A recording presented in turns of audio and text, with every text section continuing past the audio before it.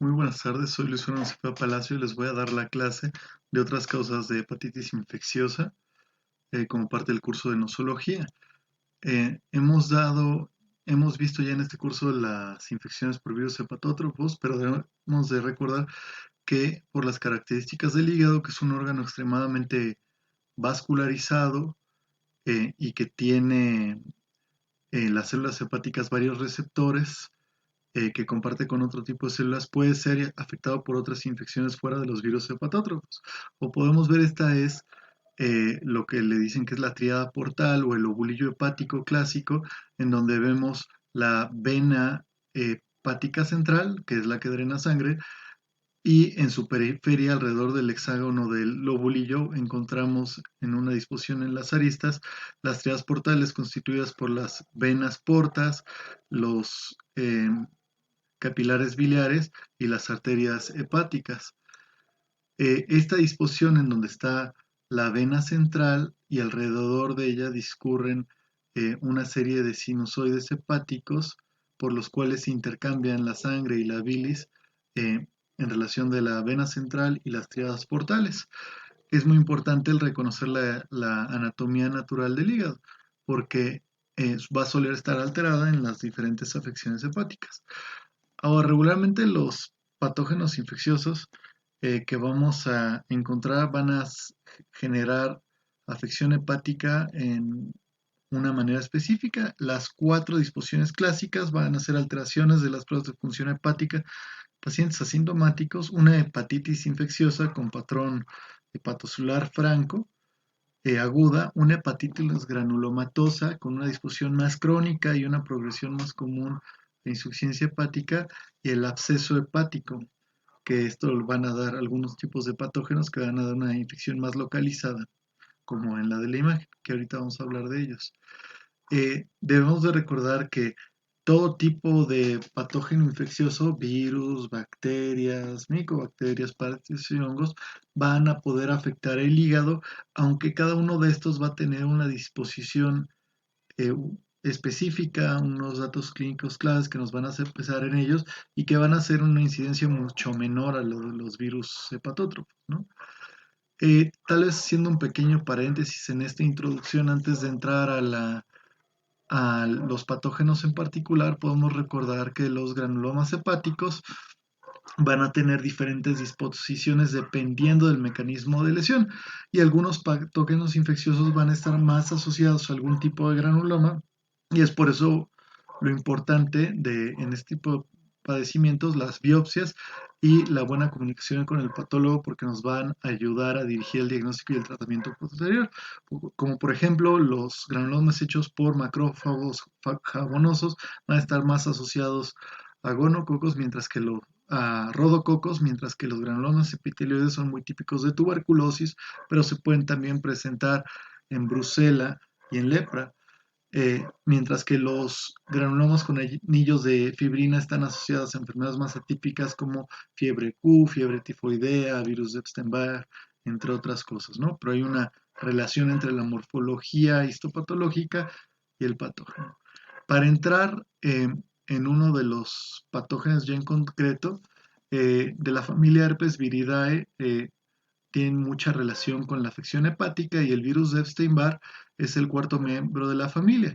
Este es un virus que regularmente causa mononucleosis infecciosa en la infancia o en la adolescencia, y es un cuadro caracterizado por eh, faringodinia, por linfadenopatía generalizada y fiebre. Cabe destacar que en los pacientes inmunosuprimidos siempre va a haber una presentación más variable y con afección a diferentes órganos blancos. Los pacientes inmunosuprimidos pueden ser con afecciones congénitas del aparato inmunitario, infección por VIH, pacientes con tratamiento inmunosupresor por enfermedad o por trasplante, entre otras cosas, ¿no? La mayoría de las personas va a tener una primoinfección asintomática o con síntomas de mononucleosis, y el virus puede quedar latente. Se ha documentado que el virus tiene una reproducción en células epiteliales nasofaringeas y linfocitos B, y por eso tiene una relación muy estrecha con linfoma de Burkitt y el cáncer nasofaringeo o tumores de línea media. En pacientes posttransplantados con tratamiento con inhibidores de calcinurina se ha evidenciado la reproducción en los hepatocitos.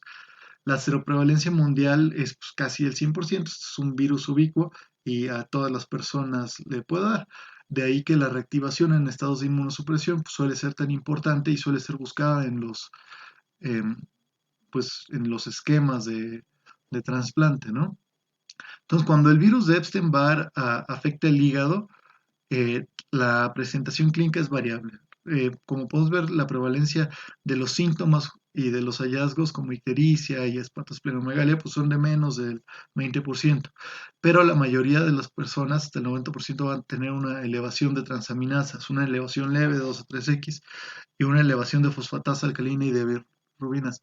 La hepatitis fulminante es extremadamente rara. Recordemos que el diagnóstico de hepatitis fulminante es coagulopatía y encefalopatía hepática en menos de 27 semanas.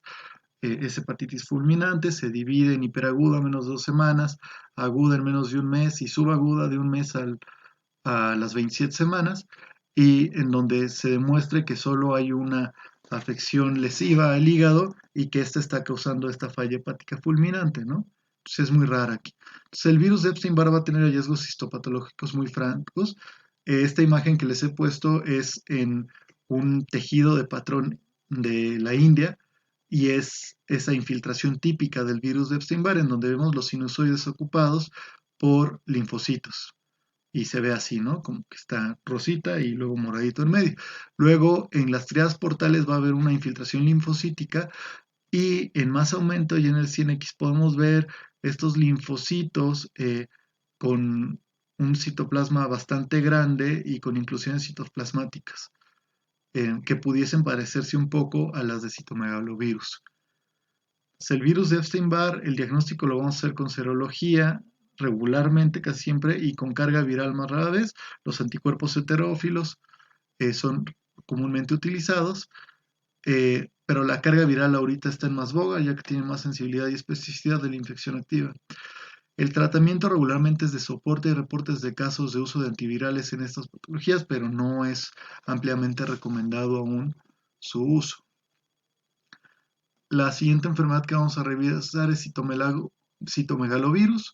Es un virus de DNA igual de la familia herpes, es el número 5, y la transmisión es igual por fluidos corporales o en órganos trasplantados. El periodo de incubación es similar y regularmente la primoinfección es asintomática o causa un síndrome de mononucleosis-like.